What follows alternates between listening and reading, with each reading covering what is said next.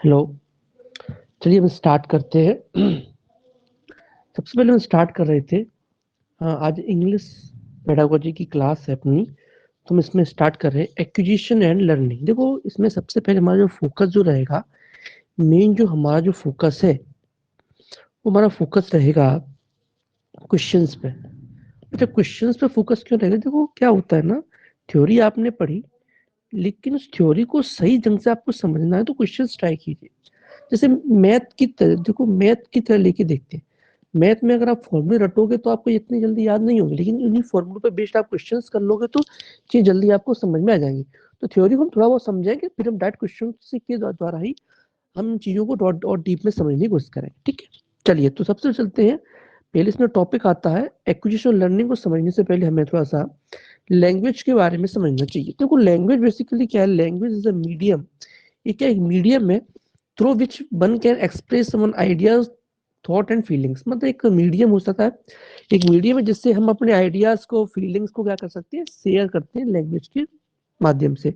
India में लगभग 1600 languages हैं, और 1600 लैंग्वेज और डायलेक्ट्स हैं इंडिया में। ठीक है, ये तो हो गई बात, तो बात हो गई। अच्छा, कुछ लैंग्वेज के कुछ कैरेक्टर्स हैं, क्या है इसकी विशेषता, क्या है लैंग्वेज की? ये कम्युनिकेशन में यूज आती है, ये सिंबॉलिक है, डायनेमिक है, कॉम्प्लेक्स है, थोड़ी सी आर्बिट्री यानी इंडिपेंडेंट है, कोई जैसा है नहीं। ठीक है, कुछ लैंग्वेज बोली जाती है इंडिया के अंदर। देखो इंडिया की फैमिलीज में इंडो यूरोपियन लैंग्वेज कौन सी होती है? हिंदी है, गुजराती है, जो इंडो यूरोपियन बोली जाती है, हिंदी, गुजराती और इंग्लिश। द्रविड़ियम लैंग्वेज जो प्योर नीचे की होती है, तमिल, तेलुगु, कन्नड़, मलयालम, ये क्या है अपनी पूरी द्रविड़ियन लैंग्वेज है। फिर तिब्बतन है जो अपनी ईस्टर्न इंडिया बोली जाती है।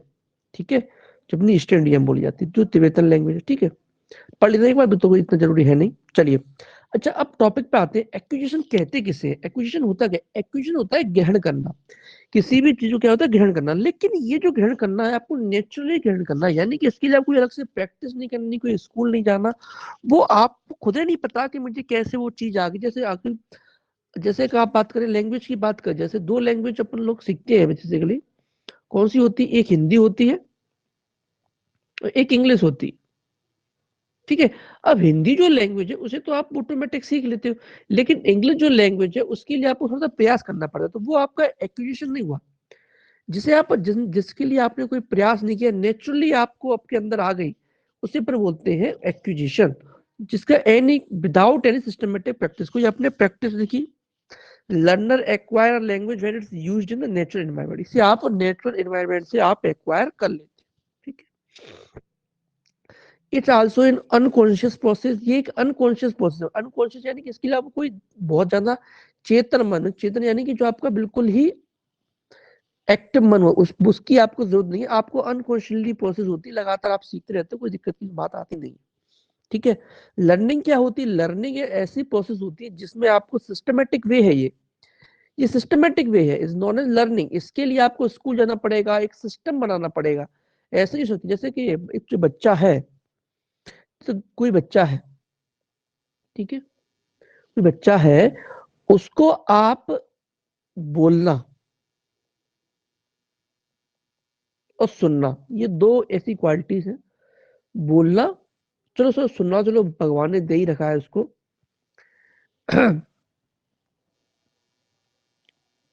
ये देखो सुनना चलो उसको आता ही है, लेकिन बोलना आप नहीं, आप थोड़ा बहुत उसको सिखाते, लेकिन वो ऑटोमेटिक भी सीख जाता है। आप किसी बच्चे को नहीं सिखाओगे तो क्या वो भाषा नहीं सीखेगा?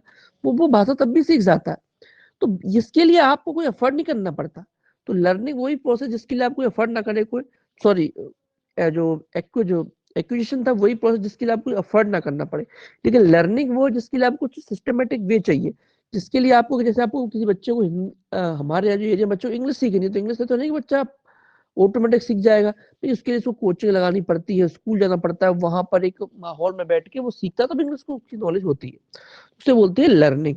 तो बहुत सिंपल सी बात है। अच्छा, इसमें एक चीज है कि जो एक्विजिशन है वो कैसी होती है, थोड़ी सी इसमें, जैसे मैं एक मिनट बात बताता हूँ। देखो, ये लर्निंग जो है इंक्लूसिव प्रोसेस है, मतलब इसमें आपको सभी के लिए एक समान होती है, इंक्लूसिव प्रोसेस है। एक्सक्लूसिव स्पेशल के लिए कुछ कुछ ही लोगों के लिए होती है। जो दो तत्व होते हैं, एक होता है एक्सक्लूसिव, एक होता है इंक्लूसिव। इंक्लूसिव मतलब सभी के लिए, एक्सक्लूसिव मतलब स्पेशल लोगों के लिए। तो ये जो लर्निंग जो होती है वो इंक्लूसिव होती है।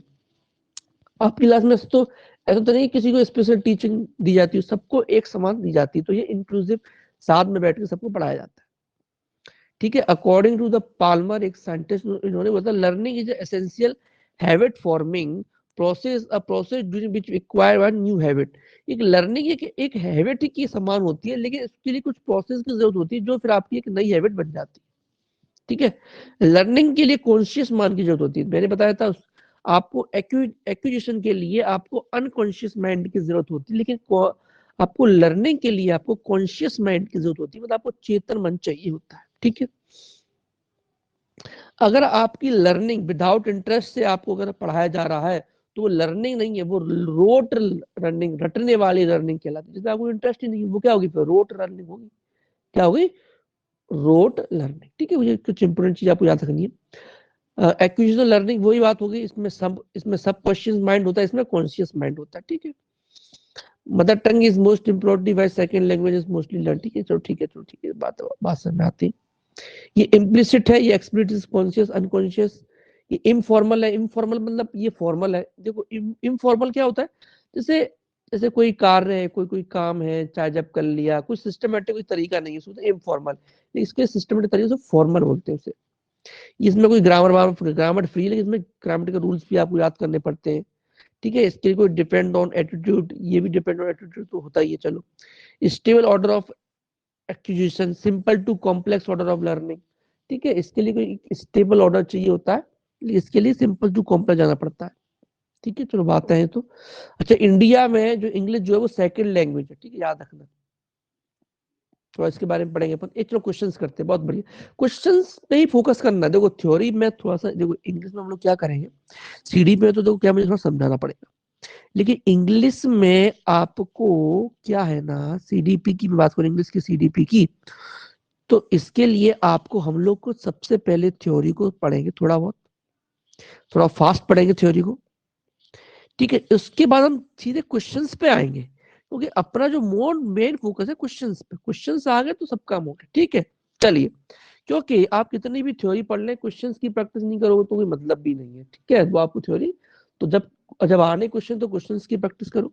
एक बार बता दूं, एक आदमी है जो क्वेश्चंस की प्रैक्टिस करता है, एक आदमी थ्योरी की प्रैक्टिस करता है, सिलेक्शन उसका हुआ क्वेश्चन की प्रैक्टिस करने वाले का। ठीक है, चलिए एक क्वेश्चंस पढ़ते हैं।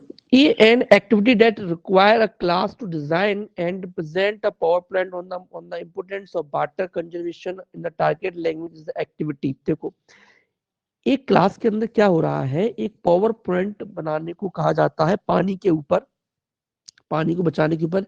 तो उसका जो फोकस है वो टारगेट लैंग्वेज पर फोकस किया गया, उसने इंग्लिश पर। तो ये कौन सी एक्टिविटीज में आएगा, multi disciplinary, science project, group project, language project. देखो ओनली लैंग्वेज पर फोकस नहीं है इसके अंदर, उसको भैया देखो एक कंप्यूटर चाहिए। देखो पावर पॉइंट कैसे बनता है, कंप्यूटर चाहिए, तो वो टेक्नोलॉजी भी सीखेगा इसके अंदर। फिर एक इसके अंदर एक साइंस के बारे में भी सीखेगा उसको, तो साइंस प्रोजेक्ट भी रहेगा। तो ये मल्टी डिसिप्लिनरी हो गया, इसके अंदर बहुत सारी चीजें वो एक साथ सीखे। लैंग्वेज तो सीखेगा ही वो, लेकिन और भी बहुत सारी चीजें वो सीखता है। तो ये मल्टी डिसिप्लिनरी काम हो जाता है। Learning a new language after the puberty leads to be a foreign language। Puberty का मतलब होता है, प्यूबर्टी का मतलब होता है जब आप बिल्कुल थोड़ा से बड़े हो गए। देखो सिंपल सी बात है, छोटा बच्चा, देखो एक कहानी सुनाता हूँ। एक पेरेंट्स थे, एक एक पेरेंट्स थे, ठीक है, मम्मी पापा और उनका एक बच्चा। ठीक है, उनका बच्चा था छोटा सा। तो ये बच्चा, ये क्या गए, सबसे पहले इंडिया में रहते थे, ये गए यूएसए, अमेरिका, अमेरिका गए। अब अमेरिका में ये दोनों रहे 2 साल तक। 2 साल में एक चीज नोटिस की गई कि बच्चे की इंग्लिश बहुत अच्छी हो गई थी, क्योंकि सॉरी 5 साल रहे थे, 5 साल, बच्चा 3 साल का था, 3 से बच्चा 8 साल का हो गया। 8 साल में इसको पूरी इंग्लिश आ गई। लेकिन ये माता पिता इतनी अच्छी इंग्लिश नहीं सीख पाए, क्यों, क्योंकि बड़े होने के बाद आपको सीखना थोड़ा सा मुश्किल हो जाता है नई लैंग्वेज को। ठीक है, तो ये बोला गया इसमें learning a new language after the puberty leads. तो आप जब आप प्यूबर्टी लीड्स मतलब प्यूबर्टी मतलब मैच्योर हो जाते हो, तब क्या आता है आपको? नॉर्मल एक्विजिशन हो जाता है, नहीं मास्टरी बन जाती, लॉस ऑफ नहीं डिफिकल्टी आती है। नॉर्मल तो नहीं है, ग्रेटर भी नहीं है, बहुत ज्यादा बहुत बहुत, बहुत कठिन काम है, लॉस तो ज्यादा नहीं, आपको थोड़ी डिफिकल्टी आती है एक्विजिशन करने, थोड़ी कठिनाई आएगी लेकिन हो जाएगा। ठीक है, कुछ और क्वेश्चंस करेंगे। English is the second language, याद रखना। इंग्लिश के दो ऑब्जेक्टिव, एक लैंग्वेज डेवलपमेंट, एक लिटरेरी डेवलपमेंट, कभी नहीं पूछे गए। आगे बढ़ते। अच्छा हाँ, लर्निंग डेवलपमेंट सबसे पहले लिसनिंग, स्पीकिंग, रीडिंग, राइटिंग, ये LSRW का रूल आपको याद रखना है। ये क्या रूल है? तो सबसे पहले बच्चा जब पैदा होता है सबसे पहले वो सुनता है, लिसनिंग, फिर उसके बाद स्पीक करता है, बोलता है, फिर वो पढ़ता है, फिर लिखता है। तो ये सीखने का क्रम है। देखो हमारे यहाँ इंग्लिश जो पढ़ाते हैं बड़ा उल्टा पढ़ाते हैं। हमारे यहाँ करते सबसे पहले उसको लिखवाने सिखाएंगे, फिर ग्रामर सिखाएंगे, बोलना सुनने पे तो कोई फोकस ही नहीं है। बोलना सुनना तो इंग्लिश आती नहीं उसको बच्चों जीवन भर। क्रम ये, अगर इस क्रम में सीखोगे तो कोई भाषा सीख जाओगे। ठीक है, तो क्रम आपको सबसे पहले लर्निंग, फिर स्पीकिंग, फिर reading. Learning, speaking, reading, writing, ये इसको चाहिए होता है। ठीक है। अच्छा, लर्निंग और स्पीकिंग को जो क्या बोलते हैं, रिसेप्टिव बोलते हैं, और राइटिंग और रीडिंग और राइटिंग को क्या बोलते हैं, प्रोड्यूसर बोलते हैं। मैं फिर लिख देता हूं एक बार यहाँ पे, जो अपनी लिसनिंग जो होती है और स्पीकिंग, ये क्या होती है, इसमें देखो स्पीकिंग में क्या कहते हो, सुनते हो, सॉरी बोलते हो, लिसनिंग में क्या सुनते हो, तो ये रिसेप्टिव है, ग्रहण करने वाली, ये पहले वाले सबसे जुड़ा हुआ है। जब आप सुनते हो तो क्या करते हो, कुछ ग्रहण करती हो ना। अब रीडिंग और राइटिंग, इसमें कुछ प्रोड्यूस करते हो आप, इसमें कुछ बनाते हो, जब लिखते हो तो क्या करते हो, तो कुछ प्रोड्यूस करते हो। ठीक है, इस तरह से आप याद कर सकते हैं। रिसेप्टिव इन दोनों को, रिसेप्टिव हो जाता है, इन दोनों को प्रोड्यूसर बोला जाता है। तो listening, semantic aspect of language. Semantic मतलब होता है, जब सुनते हो, देखो एक होता है सुन, ईयर, दो चीज होती है, हियरिंग, एक होता है लिसनिंग। लिसन, हियर और लिसन, ये दो शब्द है। ईयर कब लगाते हैं, जब आप बस सुन रहे हो चुपचाप, कोई ध्यान दे रहे मत दे, लिसन मतलब जब ध्यान दो, लिसन टू मी, ध्यान दे के सुनो। तो सिमेंटिक मतलब होता है जिसमें हर एक शब्द पर ध्यान दिया जाता है कि शब्द क्या है, कैसा है, उसकी पूरी शब्द को थोड़ा खोलकर शब्द शब्द शब्द पर विचार किया जाता है। फोनेटिक मतलब होता है, इसके मतलब आपको बोलने पर, स्पीकिंग यानी बोलने पर ध्यान दिया जाता है। रीडिंग में दोनों आते हैं, आपको बोलना ही पड़ता है और लिखना ही पड़ता है। जब रीड करते हो तो आपको लिखने का भी गुण होना चाहिए और बोलने का भी। ठीक है, ग्राफ, राइटिंग में केवल लिखने लिखने का एस्पेक्ट होता है। ठीक है, चलिए। Problem in English teaching, problem तो बहुत सारी इंग्लिश टीचिंग में, सेकंड लैंग्वेज है, वोकेबलरी की टेंशन है, तो सब टेंशन ही टेंशन है। ठीक है। अच्छा, थोड़ा देख लेते हैं इंग्लिश अल्फाबेट सिस्टम, इसको थोड़ा समझ लेते हैं। इंग्लिश में अल्फाबेट आप लोग पता है 24 है, सॉरी 26 है, सॉरी मैं क्या बोल रहा हूँ, 26 अल्फाबेट है। लेकिन जो साउंड जो है वो कितनी है, 44। देखो मैं बता दूं, जो अपने वॉवेल्स जो होते हैं उनके अंदर 20 साउंड होती है वो 5, लेकिन साउंड उनकी 20 है। इसी प्रकार जो अपने कॉन्सोनेंट जो है तो 21, लेकिन साउंड कितनी है, 44, सॉरी 24। इनकी 5 से ये 20 साउंड बना देते हैं। ठीक है, थोड़ा इनके बारे में पढ़ेंगे बाद में। पर प्रिंसिपल ऑफ लैंग्वेज टीचिंग, देखो बढ़िया सिंपल है। प्रिंसिपल ऑफ मोटिवेशन, ये थोड़ा इंपॉर्टेंट है। प्रिंसिपल ऑफ मोटिवेशन, देखो किसी को सीखने के लिए मोटिवेशन बहुत जरूरी है। अगर आपके अंदर मोटिवेशन नहीं होगा तो आप कोई भी नई चीज आप सीख नहीं सकते। सबसे पहले चाहिए होता है मोटिवेशन। अब मोटिवेशन स्टार्टिंग में प्री रिक्यूसाइट मतलब स्टार्टिंग के फेज में आपको क्या क्या चाहिए होता है, मोटिवेशन चाहिए होता है। ठीक है। अब मोटिवेशन भी 3 तरह का भैया, अराउजिंग टेक्निक, एक्सपेक्टेंसी टेक्निक और इंसेंटिव टेक्निक। देखो अराउजिंग, उत्तेजित करना, किसी से ऐसी बातें करें भाई उत्तेजित हो जाए। एक्सपेक्टेंसी, किसी को ऐसे फायदे बताएं कि बड़ा खुश हो जाए, भाई पढ़ाई से इतने फायदे। इंसेंटिव से उसको कुछ रिवॉर्ड दे, कुछ इनाम दे दें। ठीक है। Principle of imitation, principle imitation है अनुकरण करना, यानी किसी बात को बार बार दोहरा दो, ये इसके लिए बड़ा अच्छा है। टीचर्स को अगर कोई भी चीज आपको ठीक करनी है बच्चों को, तो उसको क्या करो, बार उसको क्या करो, दोहराते रहो, इमिटेट करते रहो। ठीक है, इमिटेशन मतलब अनुकरण करना, बस पता होना चाहिए। Principle of practice and drill, principle of practice and drill, इसमें क्या होता है, देखो बार प्रैक्टिस करने से मेक मैन परफेक्ट। तो बस सिंपल सी बात है, अगर किसी का वही चीज है जो प्यारी थी ना, वही वाली इमिटेशन, और यही वही है प्रैक्टिस एंड ड्रिल। ठीक है, प्रिंसिपल ऑफ ओरल अप्रोच, किसी चीज को बोल बोल के समझाना, ये भी वही बात हो गई। ठीक है, natural order learning, LSRW, listening speaking reading writing का फॉलो करो, ये सब वही बात है। फिर यूजिंग ऑफ मदर टंग का मदद इस्तेमाल करो। ठीक है, चलो इसको समझते हैं। कोठारी कमीशन, देखो कोठारी कमीशन जो था 1964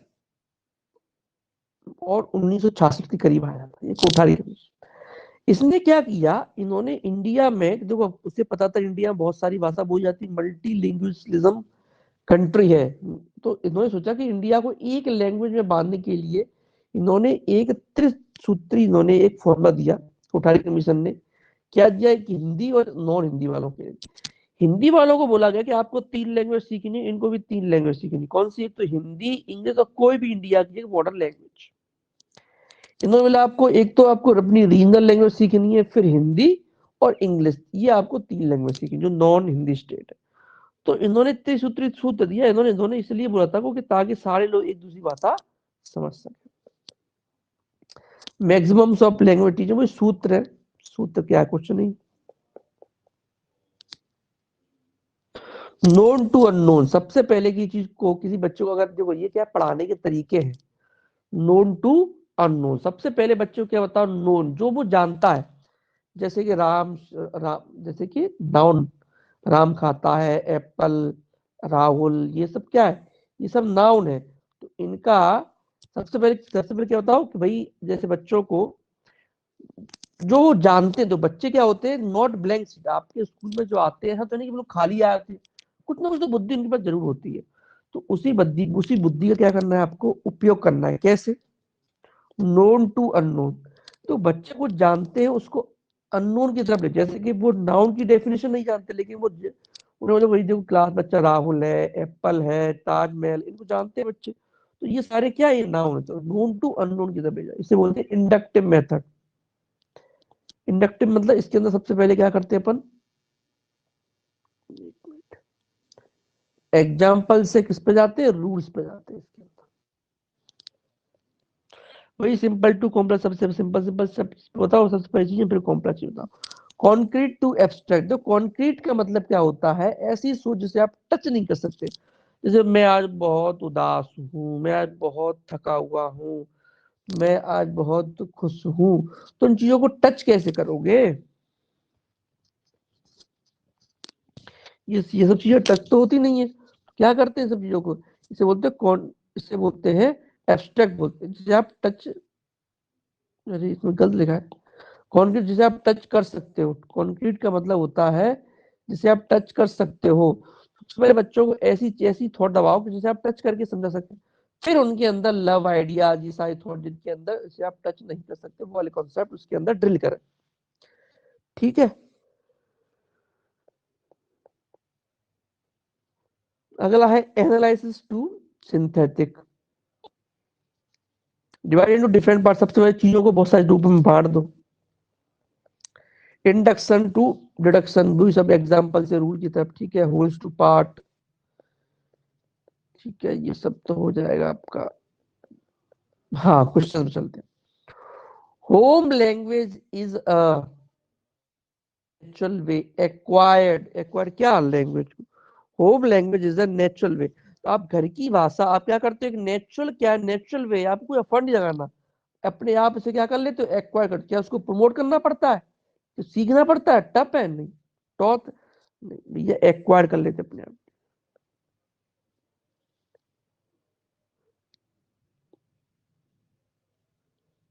which of the following is prerequisites to the learning language, पहली शर्त क्या है भैया कोई भी लैंग्वेज सीखने की, मैंने बताया था सबसे पहले से चाहिए मोटिवेशन, बाकी हैबिट नहीं, इमिटेशन नहीं, और सबसे पहले क्या चाहिए, मोटिवेशन चाहिए था।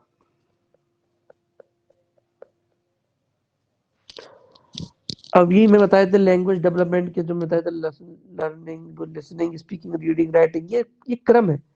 आपको ये क्रम अभी आपको फॉलो, ठीक है।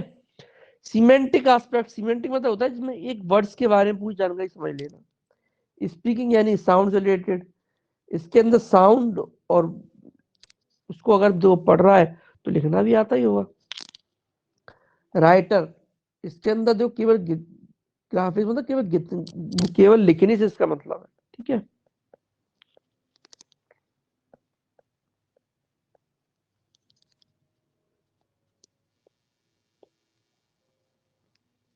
इसको समझ लो पैसिव, ये रिसीवर है, ये प्रोड्यूसर। इसमें बच्चा एक्टिव रहता है। जब आप किसी के सामने बोलते हो या लिखते हो तो आपका दिमाग खुला होना चाहिए, तभी आप बोल पाओगे या लिख पाओगे। आप आंख बंद करके कैसे लिखोगे? आंख बंद करके बोलने की कोशिश करो तो आप सोच नहीं पाओगे, आपके एक्सप्रेशन नहीं आएंगे। तो इसके लिए आपको इसमें आप कुछ प्रोड्यूस कर दो, ये एक्टिव प्रोसेस है। ये रिसीव करते हो भाई भाई, ठीक है भाई। आप इसमें अगर तो सुनते हो तो सुनने में कौन सा, सो जाओ सुनते सुनते, उसमें क्या दिक्कत है? तो अभी मैं सोना, लेकिन ठीक है बाद में सोना, ठीक है। और राइटिंग में क्या है, लिखते हैं तो ये भी क्या है, ये भी क्या है, एक प्रोड्यूस करने वाली प्रोसेस है, ठीक है। इसके अंदर कुछ बनता है ना, सुनने पढ़ने में क्या बनता है? कुछ भी नहीं।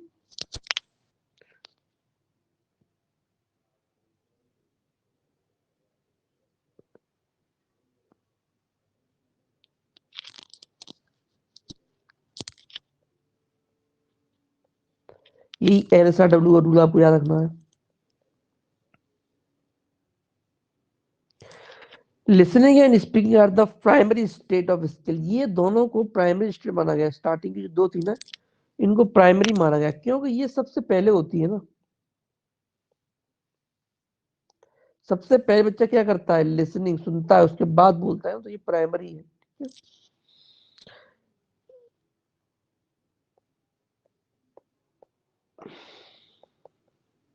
चलो आज इतने रखते हैं, इसके बाद अपन नेक्स्ट क्लास में देखते हैं।